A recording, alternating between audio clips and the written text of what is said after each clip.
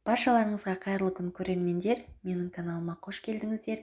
Бүгін сіздерге өте оңай жасалынатын, ешқандай қуыруды қажет етпейтін ең дәмді күздік салаттың рецептін ұсынамын. Видеоны өткізбей соңына дейін қарап, рецепті сақтап алуға кеңес беремін. Және де менің каналыма қолдау көрсетіп, маған тіркеліп кетсеңіздер өте қуанышты болар едім. Бізге қажетті заттар 40 қабат, сәбіз, болгар бұрышы, пияз, сарымсақ, қияр және де қызанақ қажет болады. Мен барлығын алдын ала жуып, дайындап қойдым. Ең алдымен 40 қабатымызды, яғни капустамызды салон түрінде, яғни ұзыншалап, жұқалап, осы видеода көрсетілгендей етіп турап аламыз. 40 қабатымызды, яғни капустамызды турап болғаннан соң осындай өзіңізге ыңғайлы ыдысқа саламыз. Мен кастрюльге салдым. Қиярды да ортасынан теңдей бөлікке бөліп, осылай кәдімгі салатқа тураған секілді етіп турап шығамыз. Оны да жаңағы капустамыздың үстіне саламыз. Келесі кезекте қызанағымызды тураймыз.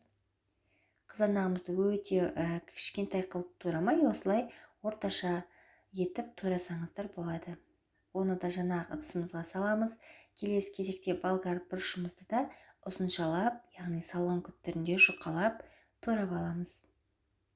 Сарымсағымызды да барынша майдалап тураймыз. Сарымсақтың барлығын турап болғаннан соң жаңағы көкөністеріміздің үстіне саламыз. Келесі кезекте сәбізімізді турайтын боламыз. Ол үшін бізге кәдімгі терка, яғни морковчаны жасайтын терка қажет болады. Осылай барлығын өткізіп аламыз.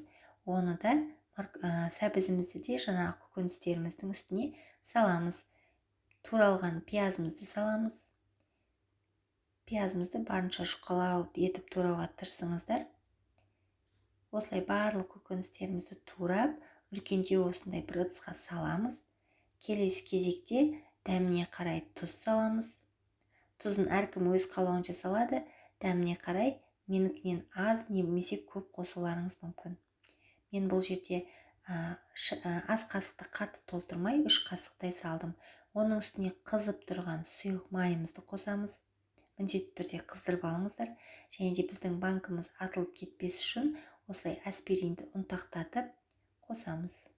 Мен 4 данасын қосып жатырмын.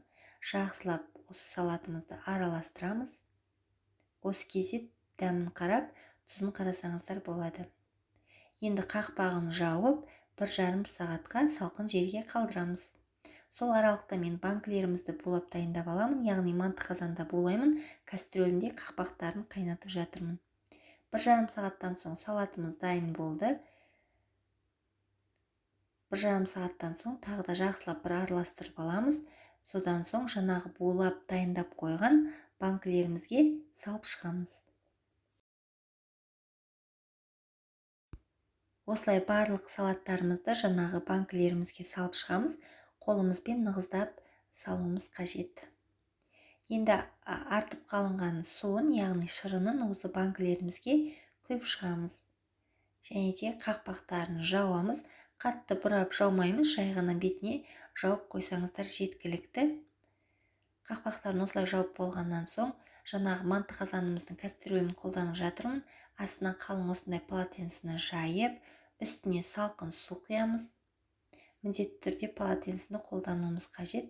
Үстіне салқын су құйып, газдың баяу отында қазір қайнататын боламыз.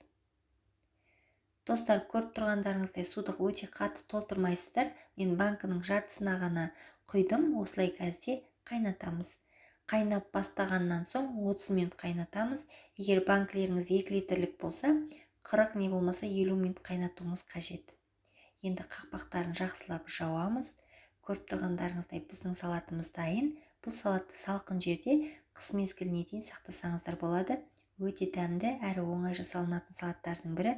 Егер осы видео сіздерге ұнаған болса және де пайдалы болған болса, лайк басып, өз пікірлеріңізді жазып кетулеріңізді сұраймын.